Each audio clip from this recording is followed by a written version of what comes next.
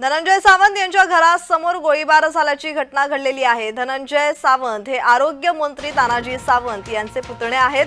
मुख्यमंत्री आणि उपमुख्यमंत्र्यांच्या सभेआधी गोळीबार झाल्याने एकच खळबळ उडाली आहे। आरोग्य मंत्री तानाजी सावंत यांचे पुतणे धनंजय सावंत यांच्या सोनारी येथील घरासमोर गोळीबार झाल्याचा धक्कादायक प्रकार समोर आलाय। काल मध्यरात्री 12:37 दोन अज्ञात इसमांनी दुचाकीवर येऊन गोळीबार केल्याचा दावा धनंजय सावंत यांच्या सुरक्षा रक्षकाकडून करण्यात येतोय। सुरक्षा रक्षक आंबी पोलीस ठाण्यात तक्रार देण्यासाठी दाखल आहेत। तर गोळीबार कोणी केला हे अद्यापही अस्पष्ट आहे। तर पोलीस त्याचा योग्य तो तपास करतायत।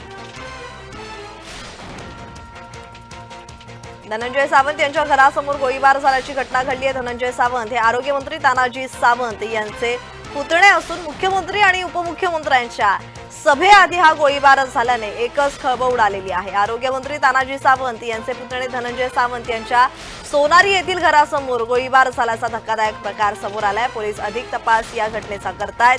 काल मध्यरात्री 12:37 दोन अज्ञात इसमांनी दुचाकीवर येऊन गोळीबार केल्याचा दावा धनंजय सावंत यांच्या सुरक्षा रक्षकाकडून करण्यात आलाय।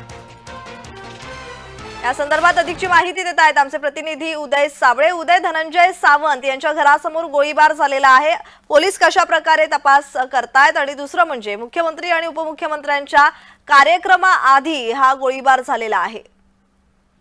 नक्कीच प्रज्ञा, जर आपण पाहिलं तर मुख्यमंत्री उपमुख्यमंत्री यांच्या सभेच्या अगोदर हा गोळीबार झाल्यानं एकूण जर पाहिलं तर जिल्हाभरात एकच खळबळ उडाली आहे। आरोग्यमंत्री प्राध्यापक डॉक्टर तानाजीराव सावंत यांचे पुतणे धनंजय सावंत यांच्या सोनारी येथील घरासमोर गोळीबार झाल्याचा धक्कादायक प्रकार जो आहे तो आता समोर आलाय। काल मध्यरात्री 12:37 दोन अज्ञात इसमांनी दुचाकीवर येऊन हा गोळीबार केल्याचा दावा जो आहे तो सुरक्षा रक्षकांकडून करण्यात आलेला आहे आणि या संदर्भामध्ये आंबी पोलीस स्टेशनमध्ये गुन्हा दाखल करण्याची प्रक्रिया जी आहे ती सुरू आहे। त्याचा अधिक तपास जो आहे तो पोलीस आता करतील गुन्हा दाखल झाल्यानंतर। जी धन्यवाद उदय, तुम्ही दिलेल्या माहितीसाठी।